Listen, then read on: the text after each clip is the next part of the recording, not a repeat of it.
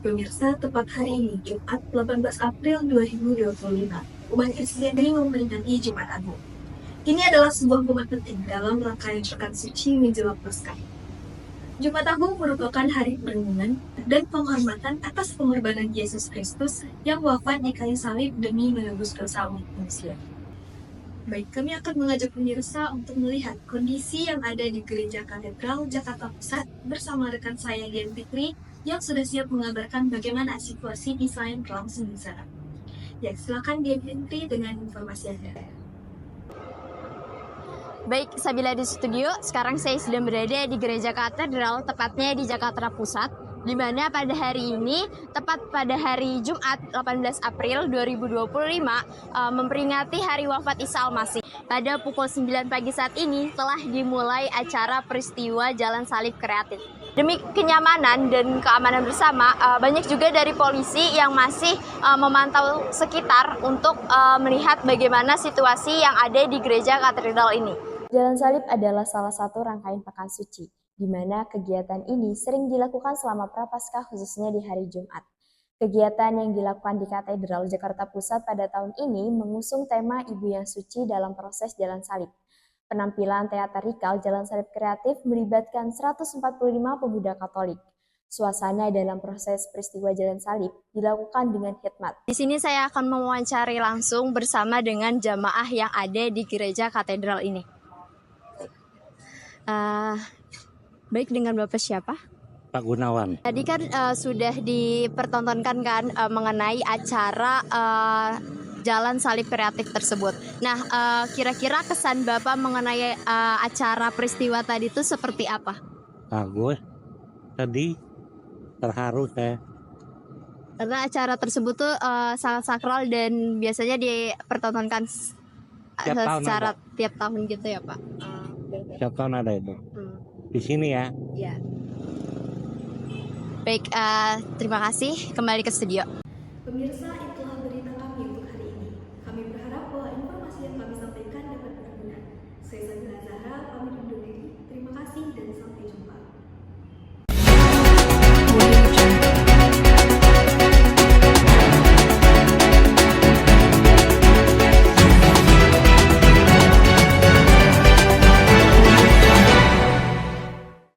Selamat pagi pemirsa, saya Risa Anjali Devani kembali hadir untuk menyampaikan informasi aktual dan terpercaya yang akan menemani pemirsa dalam beberapa menit ke depan.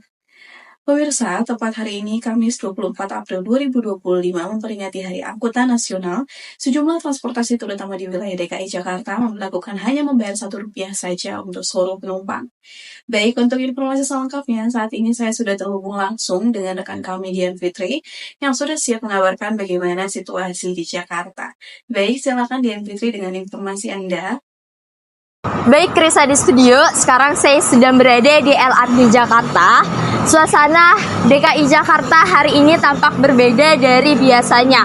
Dalam rangka memperingati Hari Angkutan Nasional, pemerintah Provinsi Jakarta memberlakukan kebijakan tarif hanya Rp1 bagi seluruh penumpang yang menggunakan transportasi LRT dan MRT Jakarta, Transjakarta, dan juga Mikrotrans.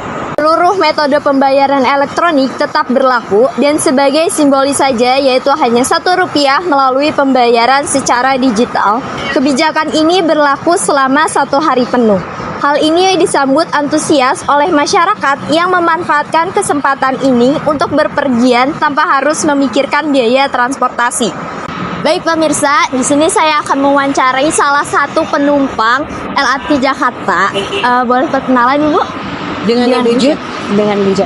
Oke, Ibu, gimana perasaan Ibu nih pakai pengguna transportasi sekarang kan lagi gratis? Itu gimana perasaan Ibu? Nggak gratis, Rp1. Oh ya, Rp1. Ya alhamdulillah sih seneng ya. Jadi kalau kayak ada momen-momen gini kayak yang jarang-jarang menikmati transportasi umum seperti itu, jadi pengen mencoba untuk menikmati sih, apalagi kalau lagi ada waktu senggang. Baik, kembali ke studio.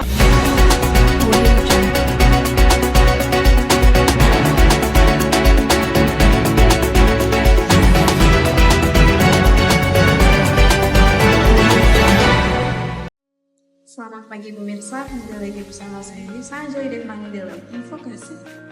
Seperti yang kita tahu, pertanian merupakan salah satu sektor penting di Indonesia yang menjadi tulang punggung ketahanan pangan sejak dulu.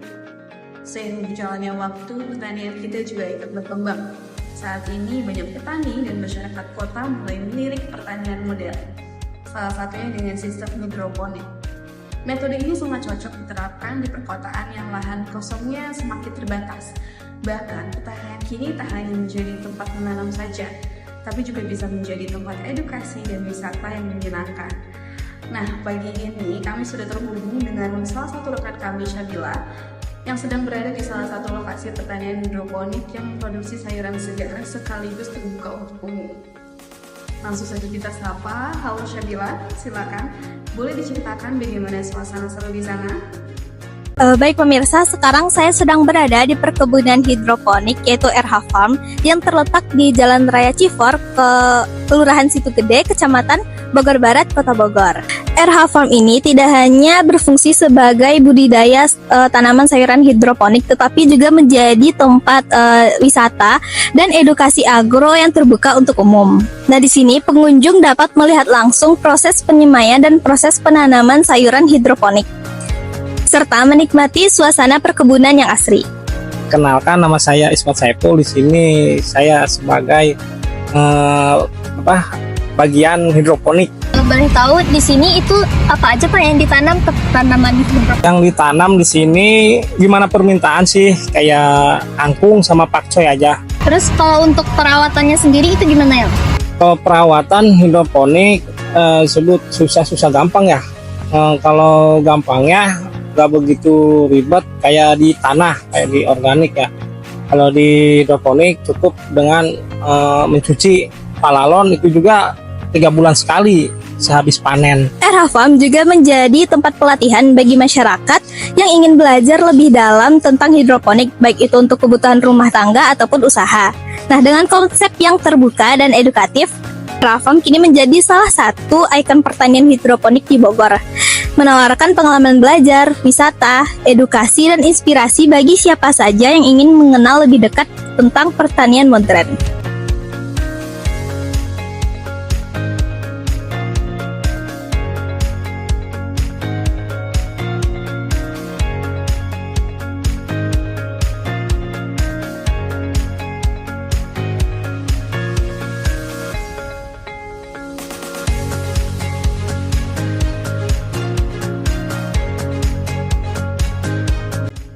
Wah, sepertinya seru sekali ya. Terima kasih atas informasinya Syabila. Baik pemirsa, sekian informasi yang dapat kami sampaikan. Saya Risa Anjali Depani pamit undur diri. Terima kasih dan sampai jumpa.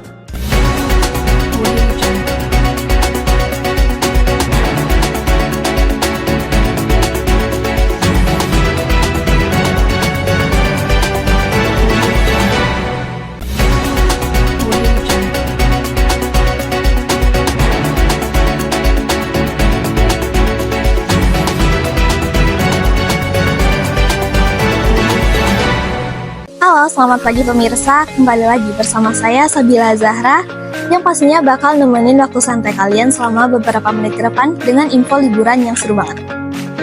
Nah, apalagi nih ya, sekarang kita lagi ada di bulan Mei, yang dimana jadwal liburan dan tanggal merahnya itu lumayan banyak.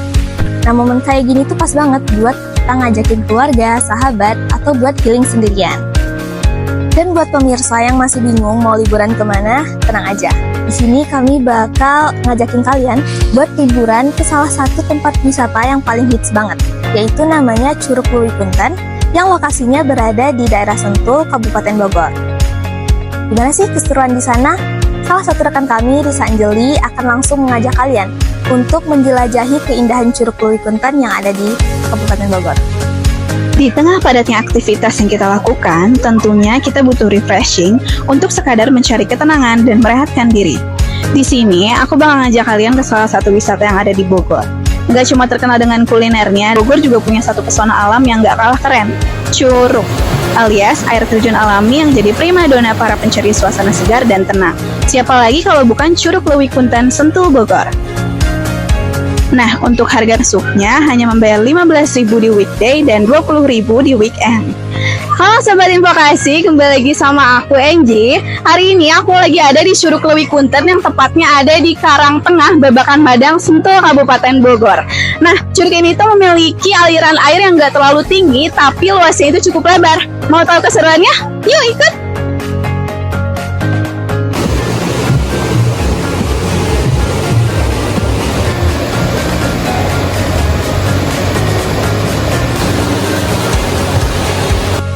Nah sobat, aku udah nyubur nih. Seperti yang bisa dilihat, walaupun suasananya panas terik, tapi airnya itu tetap sejuk loh.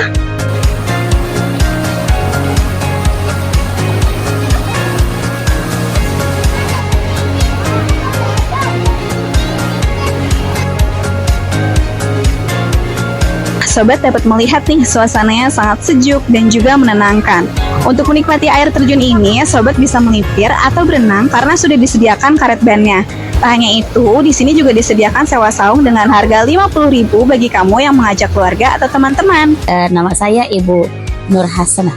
Tempatnya bagus, pemandangannya indah, dan saya juga bawa teman-teman.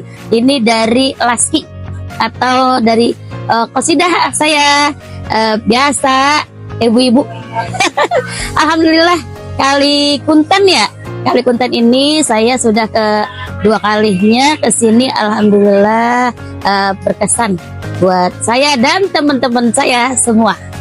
Nah, teman-teman juga nggak perlu khawatir karena di sini juga banyak jajanan loh yang bisa dinikmatin. Karena aku pengen ngemil, jadi aku beli mendoan sama dimsum. Yuk kita cobain.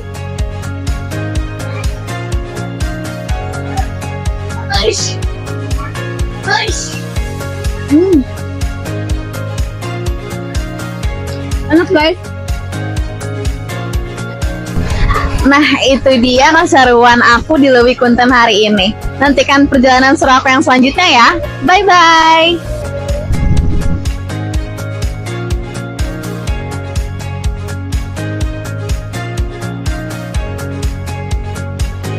Wah, seru banget ya. Terima kasih Risa atas informasinya, dan baik pemirsa, itulah informasi yang dapat kami sampaikan. Semoga tayangan tadi bisa jadi inspirasi buat destinasi liburan kamu selanjutnya. Saya Sabila Zahra, pamit undur diri. Terima kasih sudah menemani kami hari ini. Sampai jumpa di liburan seru berikutnya.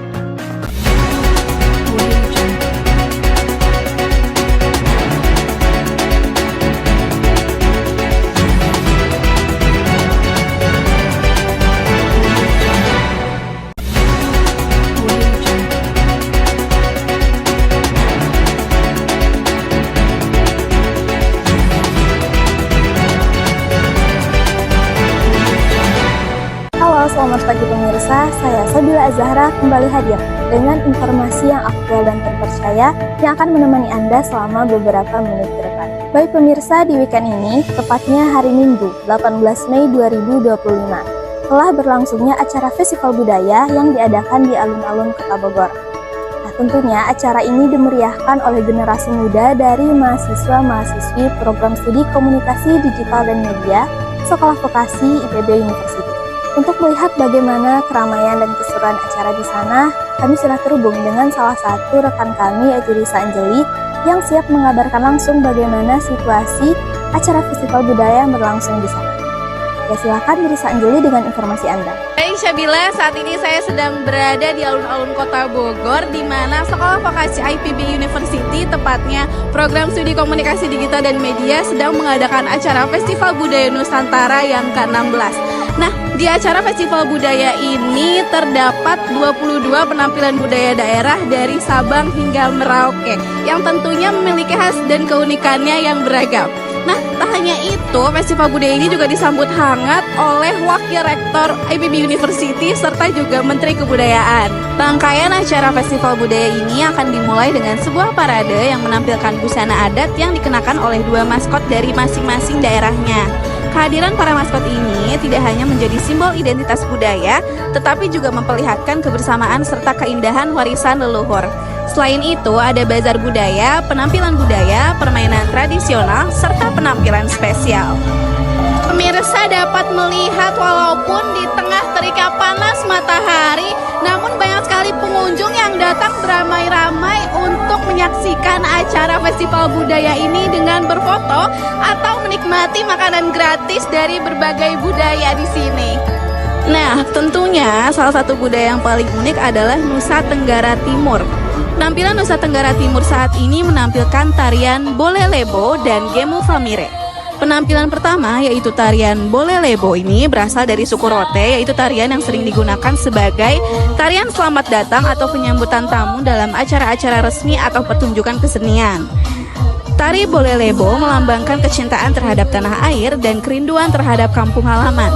Lalu yang bikin menarik perhatian adalah tarian Gemu Famire ini yang berasal dari Maumere, merupakan tarian yang melambangkan ujung tombak persatuan dan kesatuan masyarakat Indonesia, sekaligus mendukung Pancasila sebagai dasar negara dengan semboyan Bhinneka Tunggal Ika, berbeda-beda tetapi tetap satu.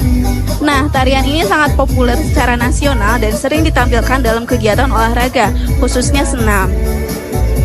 Gerakannya cukup sederhana dan dinamis, mudah diikuti semua kalangan usia dengan pola langkah berulang, tepuk tangan, dan gerakan ke kiri kanan mengikuti irama.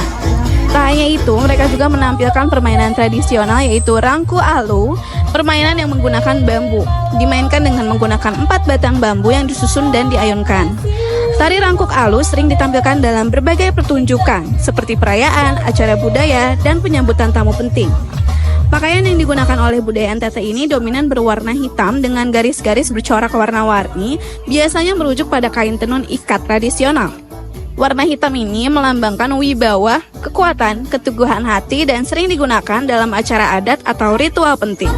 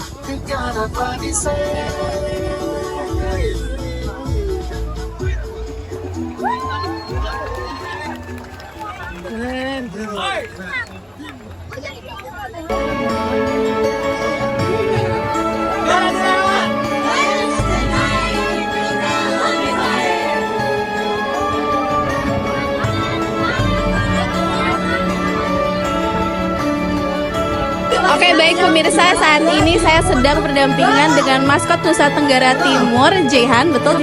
Iya, betul. Oke, baik. Tarian apa aja yang ditampilin di penampilan tadi, Jehan? Jadi kami itu membawakan tari kreasi, Bolelebo dan juga Gemu Famire. Untuk Bolelebo sendiri itu pulang kampung, merindukan pulang kampung. Jadi ceritanya itu saya sebagai karakter utamanya itu merindukan kampung dan akhirnya mendapatkan telepon dari temannya dan akhirnya pulang kampung. Selanjutnya itu ada Gemu Famire. Gemu Famire itu artinya lagu itu tuh menjelaskan tentang bagaimana menyambut tamu, itu lebih cara menyambut tamu dan di situ kita kayak lebih ke arah senang-senang aja gitu. Oke, jadi ada storytellingnya ya? Betul. Wah, sangat meriah sekali ya acaranya. Terima kasih Risa Anjeli atas informasinya. Dan baik pemirsa, itulah informasi yang dapat kami sampaikan. Saya Sabila Zahra pamit undur diri. Terima kasih dan sampai jumpa.